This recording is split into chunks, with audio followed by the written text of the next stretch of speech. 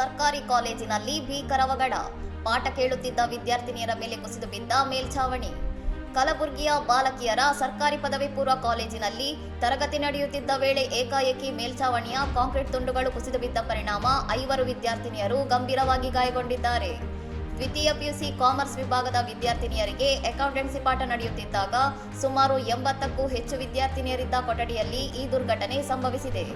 ಮೇಲ್ಛಾವಣಿ ಕುಸಿಯುತ್ತಿದ್ದಂತೆ ಪ್ರಾಣ ಉಳಿಸಿಕೊಳ್ಳಲು ವಿದ್ಯಾರ್ಥಿನಿಯರು ಓಡಿದಾಗ ನೂಕುನುಗ್ಗಲು ಉಂಟಾಗಿದ್ದು, ತಲೆಯ ಮೇಲೆ ಕಾಂಕ್ರೀಟ್ ತುಂಡುಗಳು ಬಿದ್ದು ರಕ್ತದ ಮಡುವಿನಲ್ಲಿ ಬಿದ್ದಿದ್ದ ವಿದ್ಯಾರ್ಥಿನಿಯರನ್ನು ತಕ್ಷಣ ಟ್ರಾಮಾ ಕೇರ್ ಸೆಂಟರ್ಗೆ ದಾಖಲಿಸಲಾಗಿದೆ. ಶೀತಲ್ ಸ್ನೇಹ, ದಿವ್ಯಾ ಸುಭಾಷ್, ಪೂಜಾ ಗುಂಡಪ್ಪ ಮತ್ತು ಸೃಷ್ಟಿ ಶಿವಾನಂದ ಗಾಯಗೊಂಡಿರುವ ವಿದ್ಯಾರ್ಥಿನಿಯರಾಗಿದ್ದು ಅವರಿಗೆ ಚಿಕಿತ್ಸೆ ನೀಡಲಾಗುತ್ತಿದೆ.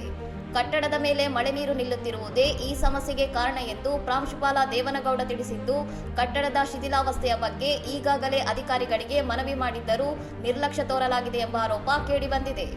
ಶಿಕ್ಷಕರು ಮತ್ತು ವಿದ್ಯಾರ್ಥಿಗಳು ಪ್ರತಿನಿತ್ಯ ಭಯದಲ್ಲೇ ತರಗತಿಗಳಿಗೆ ಹಾಜರಾಗುತ್ತಿದ್ದು, ಸರ್ಕಾರಿ ಕಟ್ಟಡಗಳ ಗುಣಮಟ್ಟ ಮತ್ತು ಸುರಕ್ಷತೆಯ ಬಗ್ಗೆ ಸಾರ್ವಜನಿಕ ವಲಯದಲ್ಲಿ ತೀವ್ರ ಆಕ್ರೋಶ ವ್ಯಕ್ತವಾಗಿದೆ. ಇನ್ನಷ್ಟು ಸುದ್ದಿಗಳಿಗಾಗಿ ನೋಡ್ತಾ ಇರಿ ಸೌರಂ ಟಿವಿ.